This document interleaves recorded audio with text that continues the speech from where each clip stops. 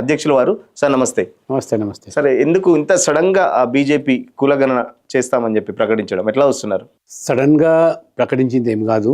కులగణన జరగాలనే డిమాండ్ ఏదైతే బీసీల నుంచి, బీసీ సంఘాల నుంచి కొన్ని దశాబ్దాలుగా మరి వినిపిస్తూ ఉన్నారో, ఇది పూర్తి స్థాయిలో అధ్యయనం జరగాల, శాస్త్రీయ పద్ధతుల్లో చేపట్టాలి. ఆషామాషిగా హడావడిగా చేసి మరి ప్రజలను గందరగోళ పరిస్థితికి నెట్టొద్దనేదే బీజేపీ అభిప్రాయం.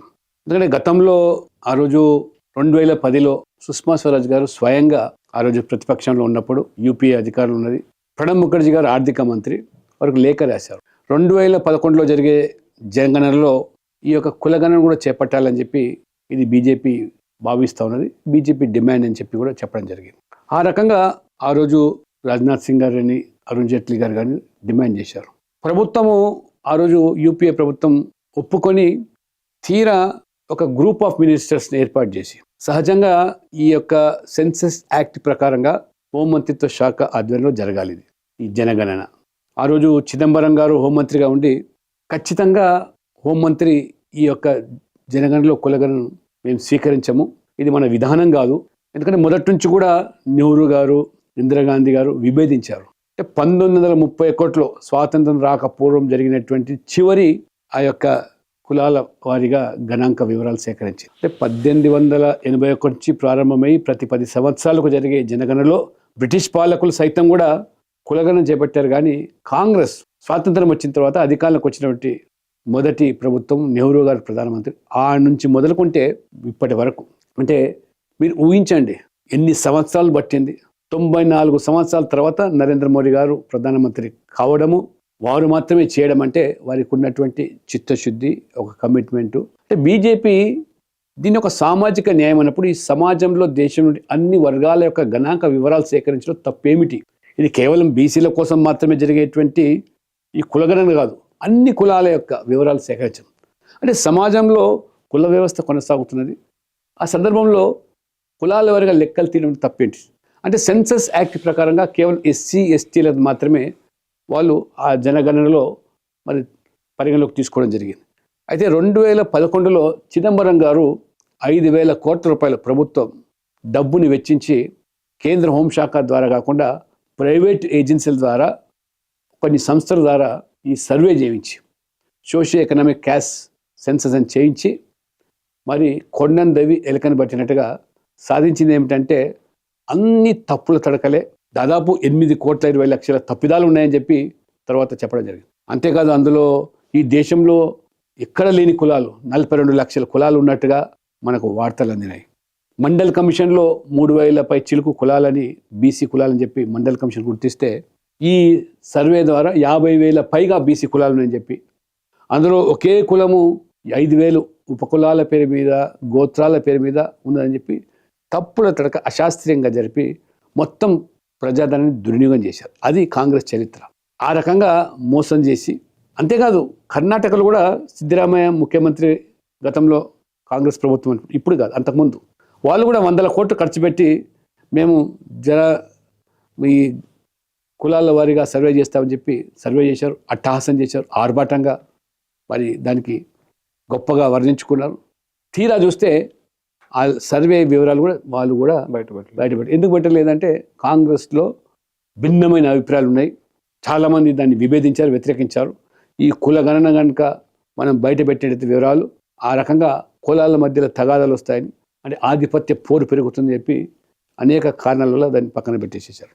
మన రాష్ట్రంలో కేసీఆర్ గారు, బీఆర్ఎస్ ప్రభుత్వం అధికారంలోకి వచ్చినప్పుడు వారు కూడా మొత్తం రాష్ట్రం అంతా కూడా ఒక బంద్ వాతావరణం నిర్మాణం చేసి సమగ్ర కుటుంబ సర్వే అన్నారు. వారు కూడా సర్వే చేశారు, లెక్కలు బహిర్గతం చేయలేదు, కానీ లీకులు ఇచ్చారు, రాజకీయంగా ఆ యొక్క వివరాలు వాడుకున్నారు. ఆ రోజు 51% బీసీ జనాభా అన్నారు. మన రేవంత్ రెడ్డి గారు అధికారంలోకి వచ్చిన తర్వాత బీసీ సంఘాల ఒత్తిడి తాళలేక వారు కులగణన అన్నారు.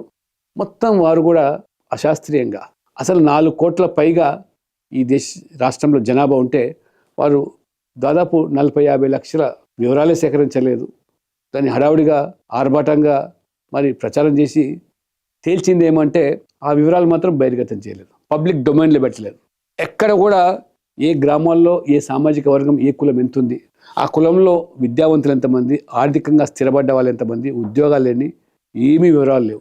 దాన్ని అసెంబ్లీలో పెట్టారు. రేవంత్ రెడ్డి గారు చెప్తున్నారు కదా, మా రాష్ట్రాన్ని ఆదర్శంగా తీసుకొని ఇప్పుడు కేంద్రం చెప్తుంది, రేవంత్ రెడ్డితో పాటు రాహుల్ గాంధీ కూడా చెప్తున్నాడు, తెలంగాణ చేసి చూపేసింది, దేశం అనుసరిస్తుంది అని చెప్తున్నారు. సరే, మీరు చేసింది ఏంటిది?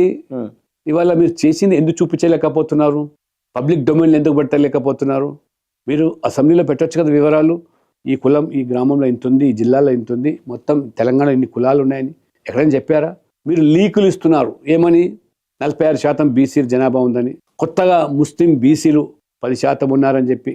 అంటే ఇది బీసీలకు కానీ లేదా కులగణన సామాజిక న్యాయం కోసం, ఇది ముస్లింల ప్రాపకం కోసం చేసినట్టుగానే ఈ సర్వే ఇది రోల్ మోడల్గా అంటారు. అంటే దేశం మొత్తం మీద కూడా ఇవాళ 12% ముస్లిం జనాభా తెలంగాణలో, 10% ఇవాళ మీరు బీసీలు అంటే, మీరు 80% పైగా బీసీలు అంటే దేశంలో ఇదే విధంగా రోల్ మోడల్ చేయబోతున్నారా?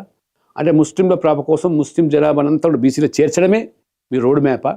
ఇది మేము ప్రశ్నిస్తున్నాం. రాహుల్ గాంధీ జవాబు చెప్పాలి దీనికి. ఇవాళ బీసీల హక్కులు కాల రాస్తున్నారు అసలు బీసీలు ఎవరైతున్నారు ఇవాళ. ఎందుకంటే గ్రేటర్ హైదరాబాద్లో 150 మున్సిపల్ డివిజన్స్ ఉంటే 34% బీసీలకు రిజర్వేషన్. 34% అంటే దాదాపు 50 డివిజన్స్. అందులో ఇవాళ 32 మంది ముస్లిం బీసీల పేరు మీద గెలిస్తే 18 మంది హిందూ బీసీలా? అంటే ఏం చేయదలుచుకున్నారు మీరు?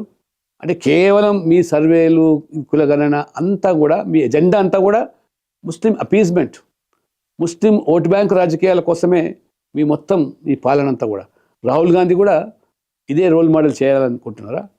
అది కాదు. ఇవాళ నరేంద్ర మోడీ గారు మొత్తం గణాంక వివరాలు, అంటే అన్ని కులాల వివరాలు సేకరించి ఆ రకంగా శాస్త్రీయ పద్ధతుల్లో పగడ్బందీగా చేయడానికే తీసుకున్న నిర్ణయం. కాబట్టి ఇవాళ కాంగ్రెస్ పార్టీ మొదటి నుంచి కూడా వాళ్ళ నరాన బీసీ వ్యతిరేక వైఖరి వాళ్ళది. నెహ్రూ నుంచి మొదలుకుంటే రాజీవ్ గాంధీ గారు, మరి ఇందిరాగాంధీ సైతం కూడా. నెహ్రూ గారు ఆనాడు అంబేద్కర్ గారి యొక్క ఒత్తిడికి తాళలేక బీసీల యొక్క అభ్యున్నతి కోసం, సంక్షేమం కోసం ఖచ్చితంగా ఒక కమిషన్ ఏర్పాటు చేయాలంటే దాన్ని తాత్సారం చేశారు. అంటే అంబేద్కర్ గారు రాజ్యాంగంలో ఎస్సీ ఎస్టీలకు వారికి పూర్తి హక్కులు కల్పించాము, వారికి విద్యా ఉద్యోగాల్లో రాజకీయ పరంగా రిజర్వేషన్ ఇచ్చాము, బీసీలకు ఆ విధంగా చేయలేకపోయాము. కాబట్టి మీరు ఒక కమిషన్ ఏర్పాటు చేసి ఎన్ని కులాలు బీసీలు ఉన్నాయి ఇందులో తేల్చండి అని చెప్పితే ససేమిరా అన్నాడు. చివరికి అంబేద్కర్ రాజీనామా చేసే పరిస్థితి వచ్చింది.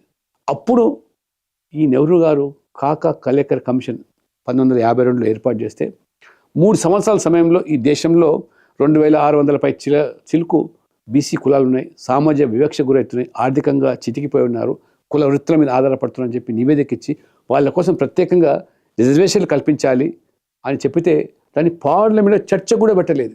17 సంవత్సరాలు ప్రధానమంత్రి కూడా. ఇది మీకు నెహ్రూ గారు కానీ కాంగ్రెస్కు బీసీల పట్ల ఉన్న మీకు చిత్తశుద్ధి.